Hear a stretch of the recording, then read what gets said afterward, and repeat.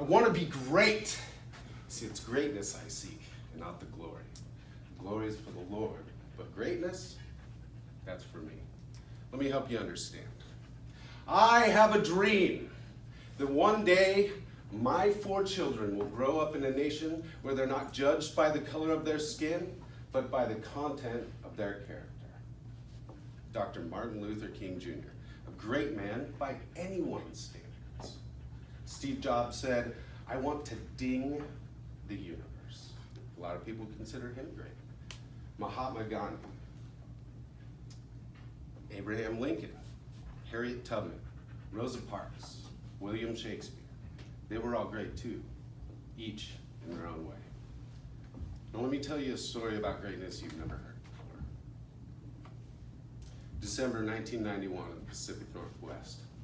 The days are short and the darkness is long. I don't just mean the weather.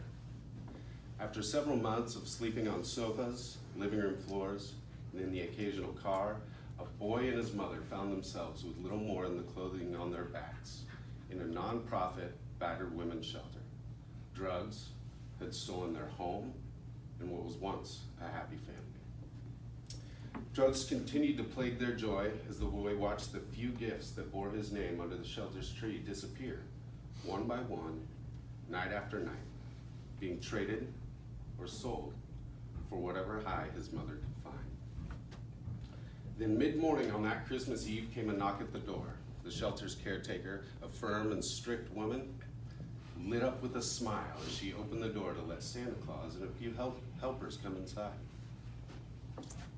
In true Santa Claus fashion, he let out a ho, ho, ho as he greeted the boys and girls living in the shelter that night.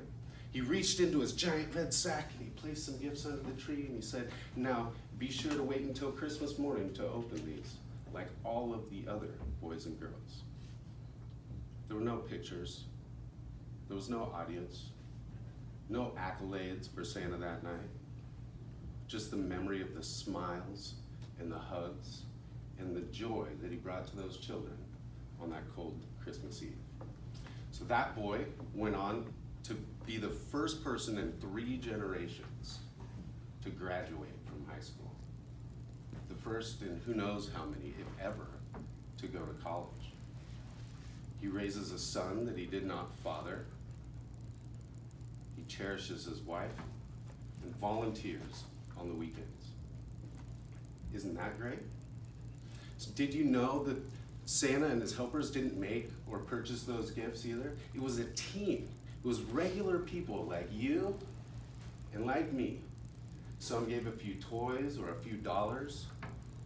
Some wrapped those gifts in brightly colored paper and put bows on them. And some donned the white beard and red suit and delivered them to shelters and homes around the county. So why is it that people believe they have to be a politician or a billionaire or have 1 million followers on social media to change the world? Don't they know that many hands make light work? In 1985, there were 350,000 cases of poliomyelitis, an infectious disease that paralyzed and even killed children all around the world. Because of over 20 million volunteers, $17.5 billion in donations,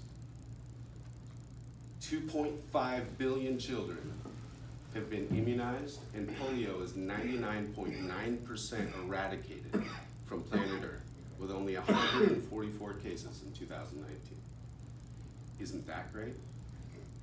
Each one of those volunteers, every single donation contributed to changing the world. And I believe that that is great. Every person that's ever adopted a child, fed the hungry, cleaned up a local park, or even just wrapped some Christmas presents. Each and every one of us has the ability to give a little time, a little money, a little love, a little hope, a little joy, and all of that little can add up to a lot, can change the world. I didn't know it then, but on that Christmas morning, when I unwrapped my Nerf football and 12-inch G.I. Joe delivered by the jolly man in the red suit, that was the first time that I experienced greatness. So I tell you, I will be great. Because glory is for the Lord, but greatness is for you and for me.